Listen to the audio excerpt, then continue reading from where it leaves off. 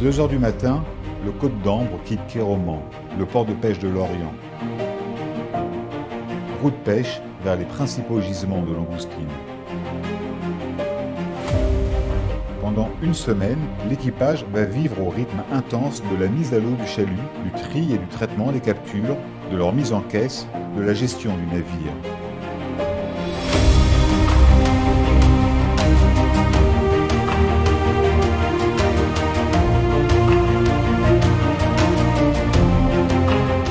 Nuit et jour, guère de temps pour se reposer.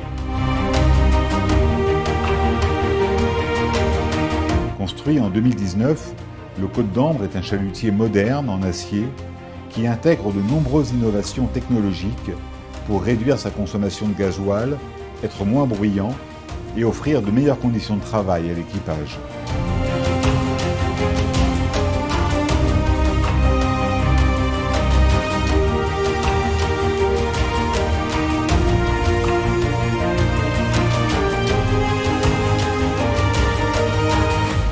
Pour Laurent Tréguier, le patron du Côte d'Ambre, comme pour Édouard, l'un des 3 matelots, le chalut est un métier particulièrement intéressant. Le chalut, c'est un métier qui permet de cibler une plus large palette d'espèces. Il y a un vrai sens de la traque dans le chalut, c'est le vent, les coefficients de marée, enfin, il y a tout un tas de paramètres qui sont à prendre en compte et ça demande quand même pas mal d'années avant de maîtriser le sujet. C'était pas la pêche que je visais au début, mais c'est là où ça embauchait directement sorti du lycée, quoi. Du coup, c'est là où je me suis dirigé vers cette voie et au final ça m'a plu et je suis resté. J'avais pas du tout suivi un cursus pêche et j'ai tout appris sur le tas. Donc au fur et à mesure des bateaux, on acquiert de l'expérience. Si on a une bonne ambiance, un bon équipage, on a une marée facile. Même si le travail est difficile des fois.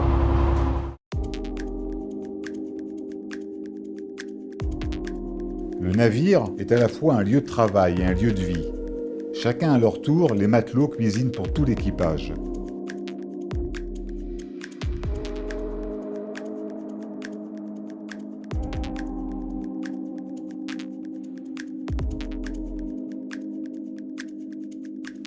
Le Côte d'Ambre cible en priorité la langoustine, l'espèce phare de Kéroman.